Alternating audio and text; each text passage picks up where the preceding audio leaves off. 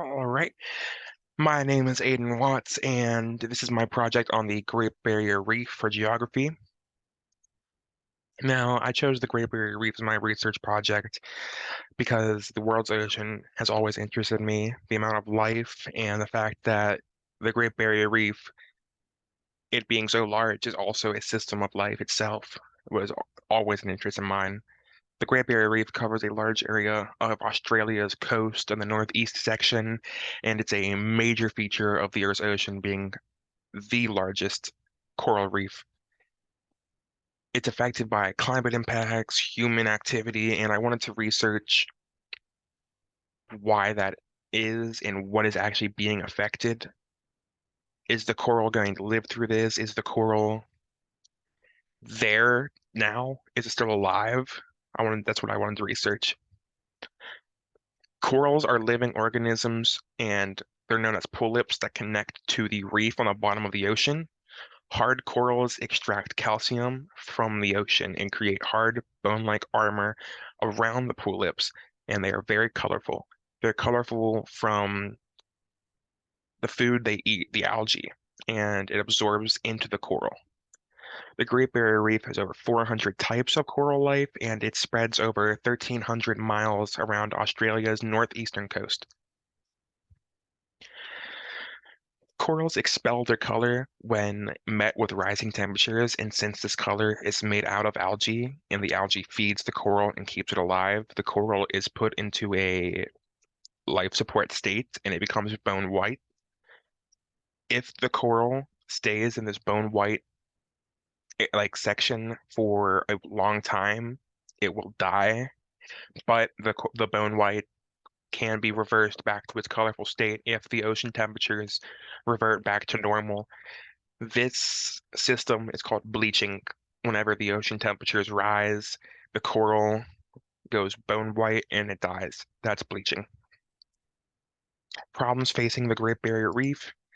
There are multiple sources of harm that can cause bleaching. Pesticides from farmers near the northeastern section of Australia, global warming, changing ocean temperatures, odd weather events such as El Nino and La Nina that change the surface temperature of the ocean water, and instances of human error like boating accidents have also happened across the Great Barrier Reef.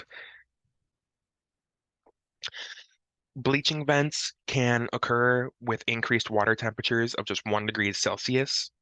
El Nino and La Nina are both rare weather events where part of the ocean is cooled down and then part of it's warmed up. El Nino warms up the ocean surface and La Nina cools down the ocean surface. Bleaching events happen periodically, which allow coral to grow back, but climate change causes bleaching to be more frequent, which does not allow the coral to have a short period to grow. So it just dies. Bleaching happens from multiple sources, and in 2016, massive coral bleaching events happened in which 93% of the northern stretch of the Great Barrier Reef was bleached, and by June, 60% died. Water quality affected by pesticides for 2011 bleaching events have also been a primary factor.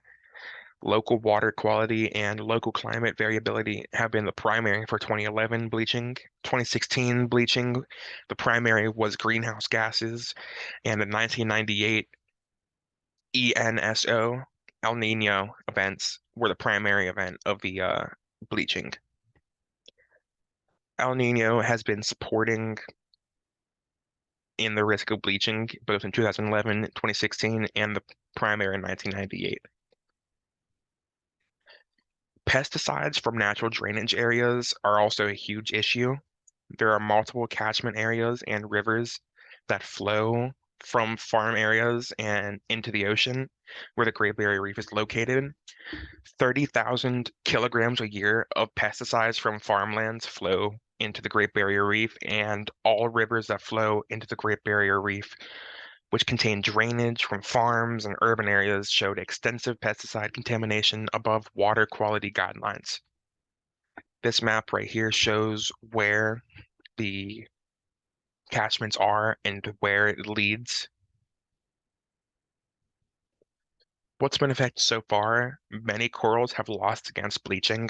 Coral reef coverage in the Great Barrier Reef has declined from 28% total coral coverage in 1986 to 22% in 2004 and is expected to reach 16% coverage pretty soon. Global ocean surface temperatures have risen to the point where corals don't have enough time to recover from bleaching. So the factors of the rising temperatures from El Nino events and pesticides, as well as global ocean surface temperatures rising, there's no recovery time. There's no time for it to just sit there and go back to the normal state it once was, go reverse the bleaching effects. There's no time for that. Sea life using the Great Barrier Reef as home and food, such as dugongs and sea turtles, have got been subject to starvation and risks of being kicked out of their Great Barrier Reef home. 16% of dugongs have also died of disease and starvation due to pesticides and food sources being destroyed. Dugongs are just a type of manatee. They are just a skinnier type of it. There's a very small amount of dugongs left on the earth, and 16% of them dying due to disease and starvation from the Great Barrier Reef does not go well. And the map right here that I have shows the loss of coral cover. And as you see in the northeastern or the northern section, there's way more loss of coverage. This is due to the 2016 bleaching event where only the northeastern section suffered the most. It shows 75 to 100% loss of coral cover in the very northern sections. The importance of the Great Barrier Reef, actions taken by the government. Australia has taken a bunch of actions to help its Great Barrier Reef, and it was de designated as a marine protected area in 1975 by the Australian government and was given an authority named the Great Barrier Reef Marine Park Authority. It's basically a police authority like the park in New York has, like every major park has. It's basically park rangers, but for the Great Barrier Reef. And the Reef Rescue Program, set up in 2008, is a 5-year, $200 million Australian from the Australian government plan, and it's just set up to have researchers and people help the Great Barrier Reef and figure out what they can do to reverse the bleaching events. It was listed as a World Heritage Site in 1981, and there have been many restrictions set for farmers near the Great Barrier Reef catchments called Reef Protection Program, and it gives farmers monetary gain if they follow and reduce their use of pesticides on their plants. Tourism in the Great Barrier Reef has also been affected. It's one of the most visited places in the world, bringing millions of people every year, but it has dropped due to reporting on bleaching and people believing that it's dead. The amount of reports that have been sent out into the world that there's coral bleaching and every piece of coral is just white and it's going to die soon got people believing that it's dead already. So tourism has just been slowly declining.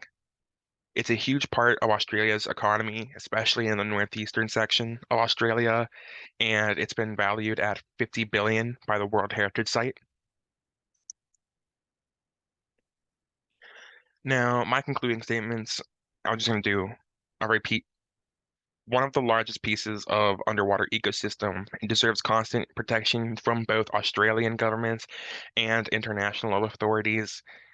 It's under attack by a multitude of factors that will continue to affect the Great Barrier Reef. And in my personal belief, I don't think it can get better. It would have to take a miracle or something because the amount of times that the ocean has just gone up and up and up in temperature makes me believe that it's just going to keep going up and it's going to keep getting worse and it's going to keep going. And it's not giving the coral enough time to recover, enough time to go back.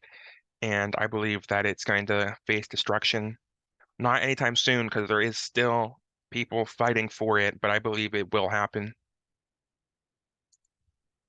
Now, here are my sources. One. And then that was my project on the Great Barrier Reef. Thank you.